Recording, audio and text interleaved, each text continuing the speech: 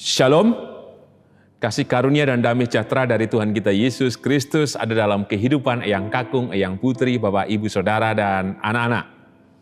Semoga semuanya tetap segar, bahagia, dan merayakan kehidupan dengan syukur. Kita berjumpa kembali dalam Renungan Mingguan hari ini, Jumat 6 Mei 2022, yang didasarkan dari Mazmur 23, ayat 1 sampai dengan ke-6. Sebelum kita merenungkan sabdanya, mari kita menyatukan hati di dalam doa.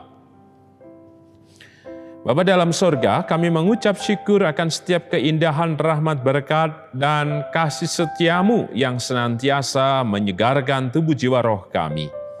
Kami percaya inilah cara dan kemurahanmu yang kekal yang senantiasa hadir, menyatakan kuasa dan mujizat atas kami.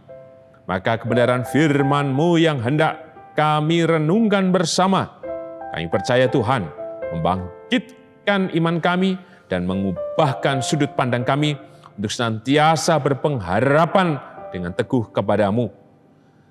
Berfirmanlah ya Tuhan, kami siap mendengarkannya. Kuduskan dan layakan kami ya Tuhan Yesus melalui pengampunan-Mu. Di dalam-Mu ya Tuhan Yesus kami naikkan doa ini dengan syukur, dengan percaya dan berserah. Amin. Mazmur 23 ayat 1 sampai dengan ke-6. Demikian sabda Tuhan. Tuhan, gembalaku yang baik, Mazmur Daud. Tuhan adalah gembalaku, takkan kekurangan aku. Ia membaringkan aku di padang yang berumput hijau. Ia membimbing aku ke air yang tenang. Ia menyegarkan jiwaku. Ia menuntun aku di jalan yang benar oleh karena nama-Nya. Sekalipun aku berjalan dalam lembah kekelaman, aku tidak takut bahaya, sebab Engkau besertaku. Gadamu dan tongkatmu itulah yang menghibur aku. Engkau menyediakan hidangan bagiku di hadapan lawanku. Engkau mengurapi kepalaku dengan minyak. Pialaku penuh melimpah. Kebajikan dan kemurahan belaka akan mengikuti aku seumur hidupku. Dan aku akan diam dalam rumah Tuhan sepanjang masa. Berbahagialah kita yang merenungkan sabda Tuhan dan berbahagialah kita yang percaya. Haleluya. Amin.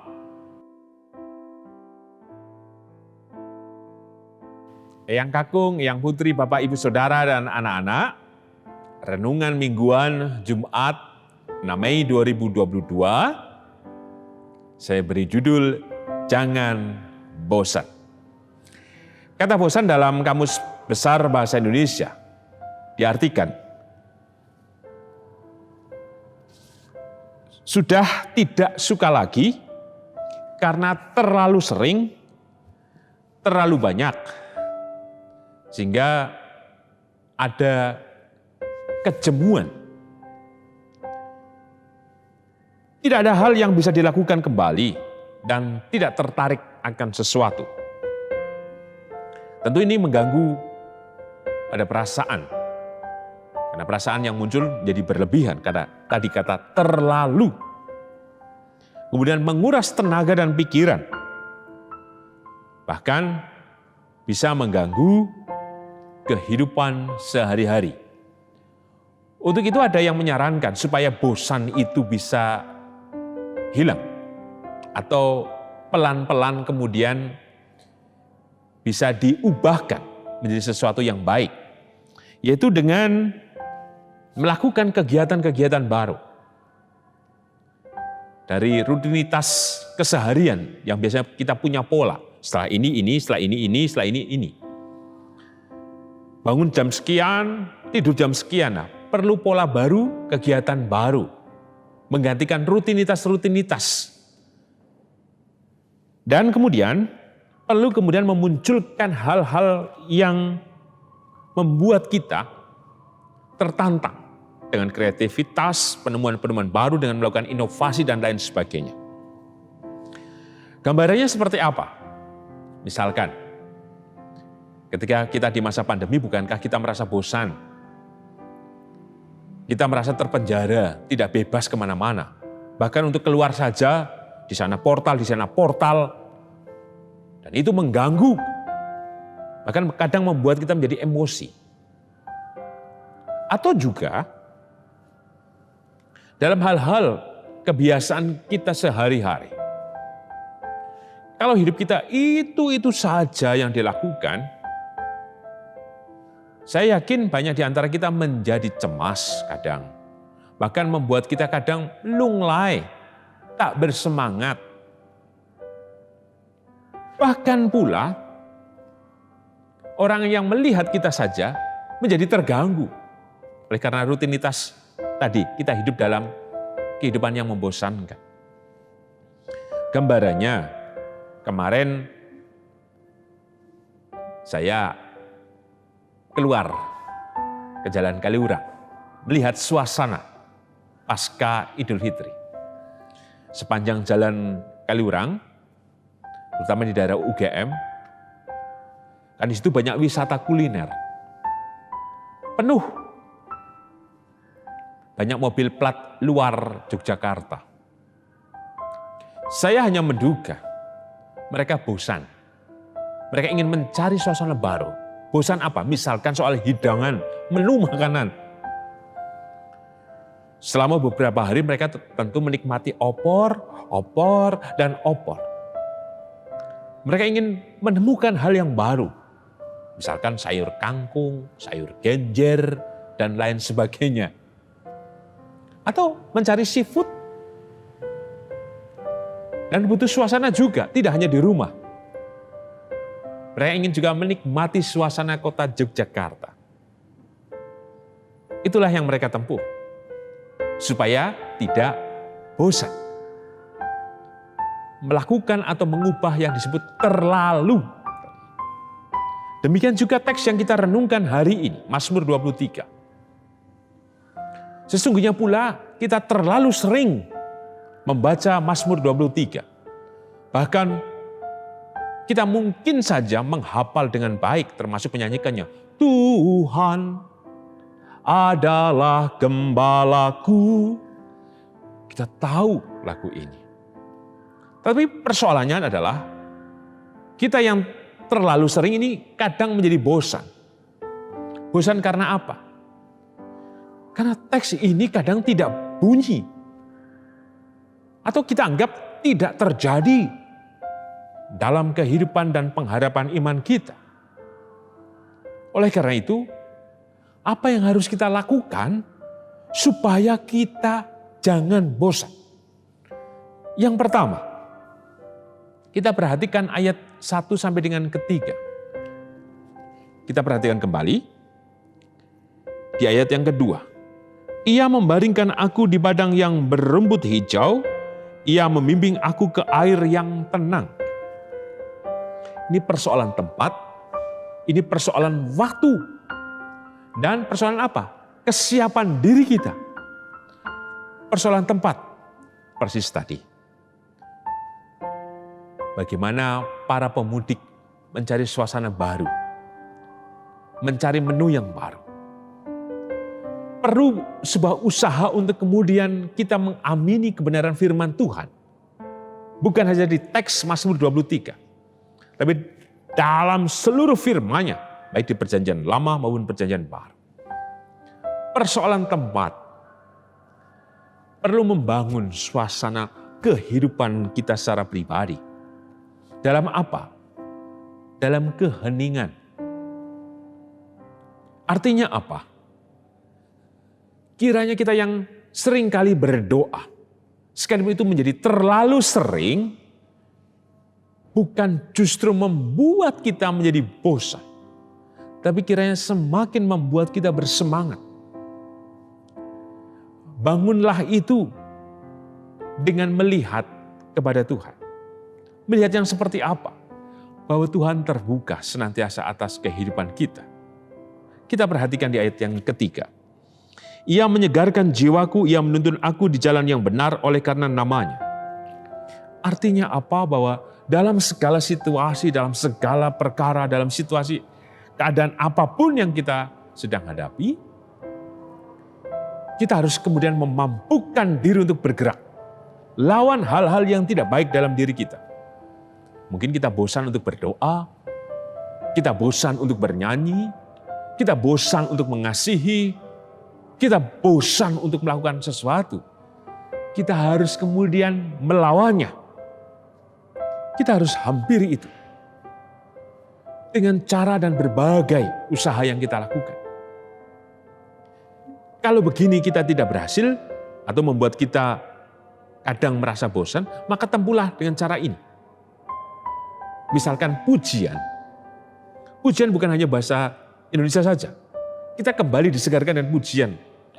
Ye nunggilan Gusti, aku duwe pamarto, amung godong. Itu menyegarkan.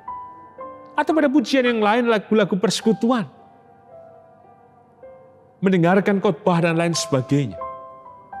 Maka inilah yang menjadi pesan pertama bagi kita. Bangunlah suasana kehidupan yang menyegarkan itu. Karena sesungguhnya Tuhan terbuka dengan cara dan kasih-Nya yang menyegarkan kita. Kita harus melawan, kita harus bersemangat. Kata yang terlalu tadi, di Kamus Besar Bahasa Indonesia, kita ubahkan. Yang terlalu sering bukan membosankan, tetapi yang terlalu itu semakin kita dekat kepada Tuhan, sehingga kita menemukan yang darinya, yaitu berkat dan kasih-Nya. Yang kedua, yang menjadi pesan kita bersama, kita perhatikan ayat keempat sampai dengan kelima. Sekalipun aku berjalan dalam lembah kekelaman dan aku tidak takut bahaya. Sebab engkau besertaku, gadamu dan tongkatmu itulah yang menghibur aku. Engkau menyediakan hidangan bagiku di hadapan lawanku, engkau mengurapi kepalaku dengan minyak, pialaku penuh melimpah. Dalam setiap usaha kita, atau dalam berbagai cara kita untuk dekat kepada Tuhan, rasa percaya kita yang dibangun dengan yang terlalu tadi. Kita berdoa, kita bersyukur, kita berserah, dan berbagai cara supaya kita tetap bertahan dan berjuang, diiringi pula dengan pengharapan bahwasanya Tuhan akan menolong, bahwasanya Tuhan akan memberikan mukjizat, bahwasanya Tuhan akan memberikan kekuatan, bahwasanya Tuhan akan hadir dengan kuasa-Nya. Itulah yang harus dimunculkan dalam percaya atau iman kita kepadanya. Supaya dengan demikian, kita tidak menjadi bosan. Lah, tetapi yang terjadi seringkali tidak sesuai dengan harapan kita. Lalu bagaimana caranya supaya kita bisa kemudian tetap memiliki pengharapan? Lihatlah dalam pengalaman-pengalaman iman yang terjadi atas hidup kita. Bukankah Tuhan hadir? Atau lihatlah kesaksian dalam kitab suci. Atau lihatlah yang ada di sekitar kita. Maka dengan pengharapan itu, kita tidak menjadi bosan. Tetapi terus berjuang dan memperjuangkannya. Sebagai penutup, judul hari ini, jangan bosan. Kita perhatikan ayat yang ke-6. Kebajikan dan kemurahan belaka akan mengikuti aku. Jika kita terus atau terlalu sering mengikut Tuhan, bukan rasa bosan, tapi kebijakan, anugerah, rahmat, hikmat yang dari Tuhan. Dan kemurahannya senantiasa mengiring kita, sehingga apapun yang dibuat kita selalu pada jalannya. Tidak akan pernah menyimpang. Dan suasana batin kita bukan suasana batin yang terganggu, bukan suasana batin yang kemudian menjadi ngelokro, tak mampu. Atau pada sisi yang lain, suasana kehidupan kita tidak kemudian menguras tenaga dan pikiran kita. Tapi jika kita terus mendekat kepada Tuhan dengan tidak bosan, justru kemurahan Tuhan itulah yang kita temukan. Kebajikan, rahmat, hikmat Tuhan bekerja atas hidup kita, bahkan disebutkan seumur hidup kita. Maka kiranya kita tidak bosan. Tetapi seperti di ayat ke-6, dan aku akan diam dalam rumah Tuhan sepanjang masa. Mari kita terus berdiam dalam rumah Tuhan. Bangun spiritualitas kehidupan kita untuk dekat kepadanya. Teruslah dan lakukanlah sesering mungkin. Yakinlah itu tidak akan membosankan, tapi mengantar kita masuk dalam keheningan yang menyegarkan tubuh jiwa roh kita. Amin.